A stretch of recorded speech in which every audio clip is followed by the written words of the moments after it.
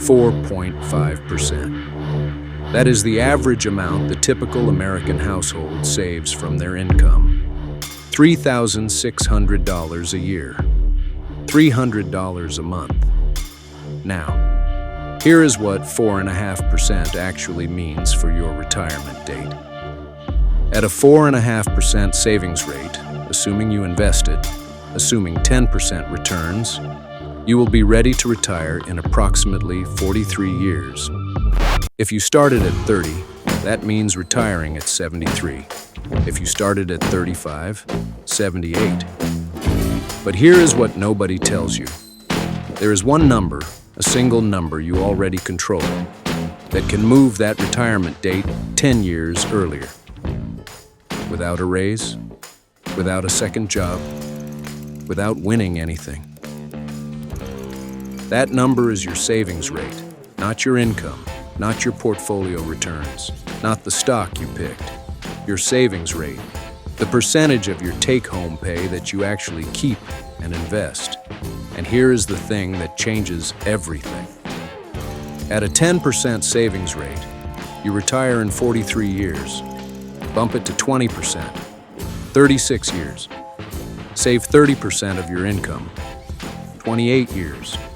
50%, 17 years.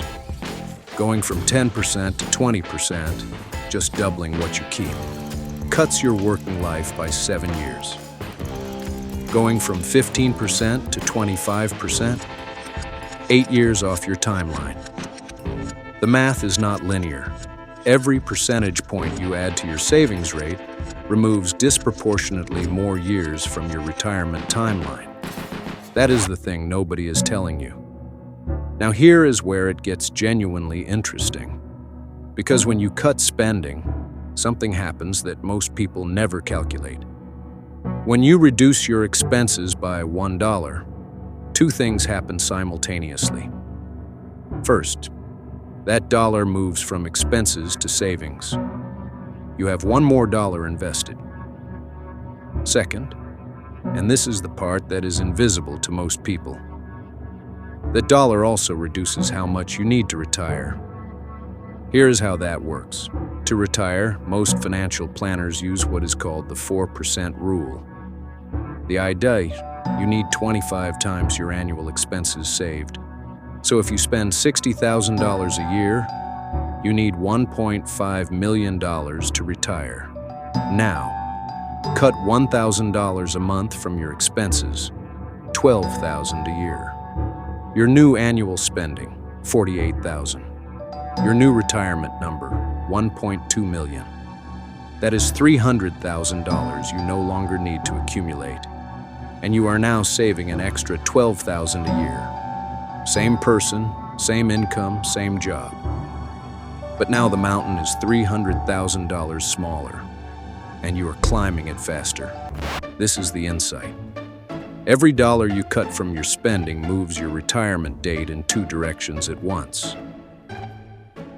Let's look at a real American household. According to the Bureau of Labor Statistics, the average American household spends $78,000 a year. Housing, $26,000. 33 cents of every dollar, gone before you touch it. Transportation, $13,300. That is the car payment, the insurance, the gas, the maintenance. Let's pause on the car. The average new car payment in America is $735 a month. That is $8,820 a year in loan payments alone, before a single drop of gas, before a single oil change, before a single insurance premium. A median used car at $15,000, paid off in 2 years, versus financing a $35,000 car at 7% for 6 years. The difference in total money out the door? Over $12,000. Money that, invested over 20 years at 10%, becomes $83,000 from one car decision. Food, $10,100 per year. Inside that number, $3,945 spent at restaurants, delivery apps, and takeout. $329 a month ordering food. $329 a month invested for 25 years at 10%. $244,000. Nobody is saying never order food, but the average American is paying almost $4,000 a year to avoid cooking dinner. And the math on that decision, compounded over time, is more expensive than most car purchases. Then there are the subscriptions. Research shows that Americans spend on average $219 a month on subscriptions. But when asked to estimate it, the average guess is $86. A $133 gap every month that they do not see. $1,600 a year. Invisible. Automatic. Here's the practical version. You do not have to become a different person. You do not have to move to a cabin. You do not have to stop living. You have to move the needle on one number. Your savings rate. From 4.5%, where the average American sits, to 20 or 25%. That is the 10-year difference. And here is what moving from 4 to 20% actually requires in a real household.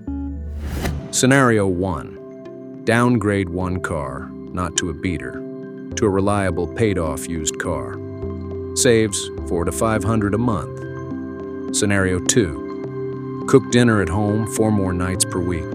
Saves $150 to $200 a month. Scenario 3. Audit the subscriptions.